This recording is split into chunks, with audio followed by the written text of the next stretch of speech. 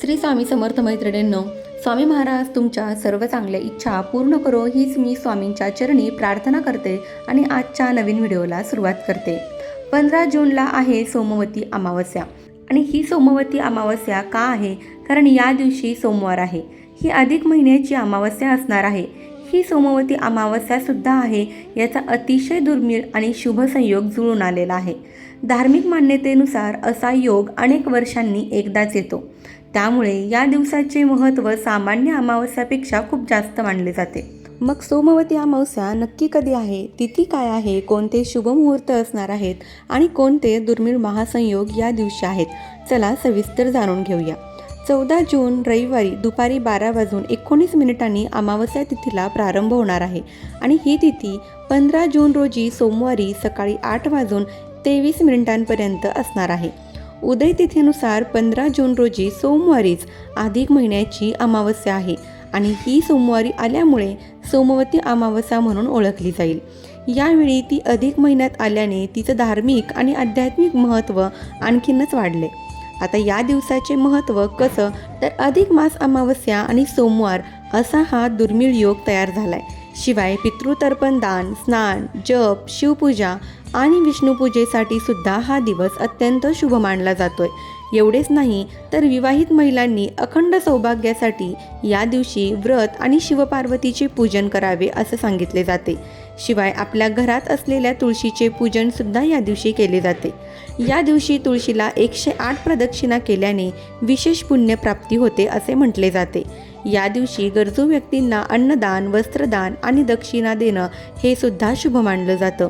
आता या दिवशी नेमकं काय करावं, तर या दिवशी सकाळी लवकर उठून ब्रह्ममुहूर्तावर स्नान करावे, भगवान शिव आणि माता पार्वतीची पूजा करावी, शक्य असेल तर पिंपळ वृक्षाची प्रदक्षिणा करावी आणि तुळशी पूजन करावं।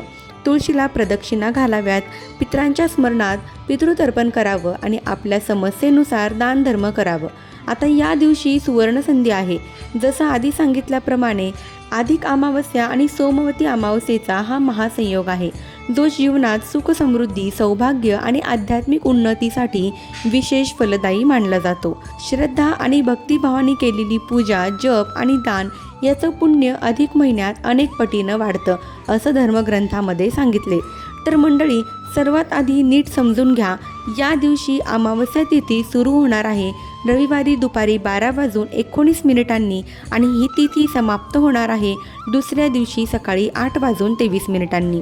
आता अमावस्या सोमवारी सकाळी 8:23 संपत असल्यामुळे आपल्याला रविवारी दुपारी 12:19 नंतर किंवा सोमवारी सकाळी सूर्योदयापासून ते 8:23 आधी सर्व मुख्य धार्मिक विधी उरकायचे आहेत, तरच या सोमवती अमावस्येचा पूर्ण लाभ मिळू शकेल। आता जाणून घेऊया की या दिवसाचे 3 अतिशय विशेष मुहूर्त कोणते आहेत, ज्या मुहूर्तावर तुम्ही केलेली पूजा थेट देवांपर्यंत पोहोचेल। तर सर्वात पहिलं महास्नान आणि दानाचा मुहूर्त, जो सोमवारी सकाळी लवकर आहे। सोमवारी पहाटे 5:35 ते 7:15 काळ हा स्नान आणि दानासाठी सर्वोत्तम आहे। याला अमृत मुहूर्त सुद्धा म्हणतात। या काळात पवित्र नदीत किंवा घरातल्या पाण्यात थोडंसं गंगाजल टाकून स्नान करावे आणि लगेचच दानधर्म करावं। दुसरं म्हणजे पिंपळाचं पूजन किंवा तुळशीचं पूजन मुहूर्तावर करावं। हे आपण सोमवारी करू शकतात। सोमवारी सकाळी 7:15 ते सकाळी 8:23 काळात अमावस्या तिथी चालू असेल, त्यामुळे तुळशीला 108 प्रदक्षिणा आपण या वेळेत घालू शकता। पिंपळाची पूजा करणे सुद्धा या दिवशी विशेष महत्त्वाचे मानले जाते।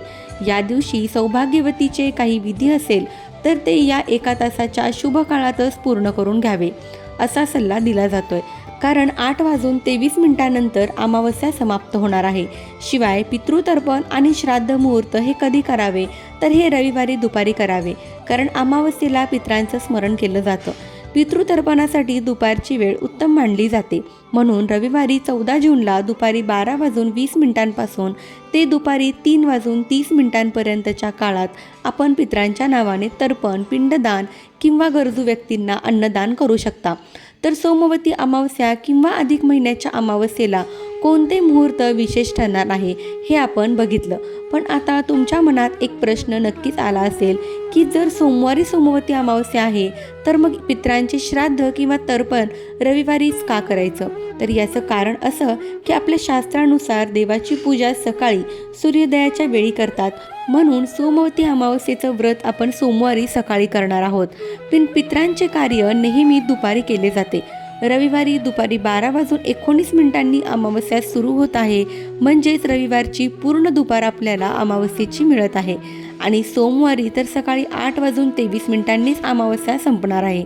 तिथे दुपारी अमावस्या नसते, म्हणून पितृदोष दूर करण्यासाठी, पितरांचं तर्पण करण्यासाठी 14 जून म्हणजेच रविवारचा दिवस सर्वोत्तम मानला जातोय। म्हणून आपण आपल्या भागातील योग्य तज्ज्ञांच्या मार्गदर्शनानुसार अधिक महिन्याच्या अमावस्येचं पूजन करू शकता। मग बघा, विसरू नका, पितृकार्य रविवारी दुपारी करायचं आहे आणि शिवपार्वती पूजन आणि तुळशी पूजन हे सोमवारी सकाळी लवकर करायचं आहे। आता रविवारी पितृकार्य का करावे तर याचं शास्त्रीय कारणही आपण समजून घेतले। तरी सुद्धा कुतुब काळ आणि अभरान्य काळ याचे नियम आहेत। जसे धर्मशास्त्रानुसार देवकार्य म्हणजे पूजा, व्रत, उपास हे उदय तिथीनुसार म्हणजे सूर्योदयाच्या वेळी जी तिथी असेल त्यावरून ठरवले जातात। म्हणूनच सोमवारी सूर्योदयाला अमावस्या असल्यामुळे सोमवती अमावस्या सोमवारी साजरी केली जाणार आहे। पण पितृकार्यासाठी श्राद्ध, तर्पण, पिंडदान सूर्योदयाची तिथी न पाहता अभरान्य काळ म्हणजे दुपारची वेळ पाहिली जाते। मग 14 जूनला रविवारी दुपारी 12:19 अमावस्या सुरू होत आहे, म्हणजेच रविवारचा संपूर्ण दुपारचा काळ हा अभरान्य काळ आहे आणि हा अमावस्या तिथीमध्ये येत आहे।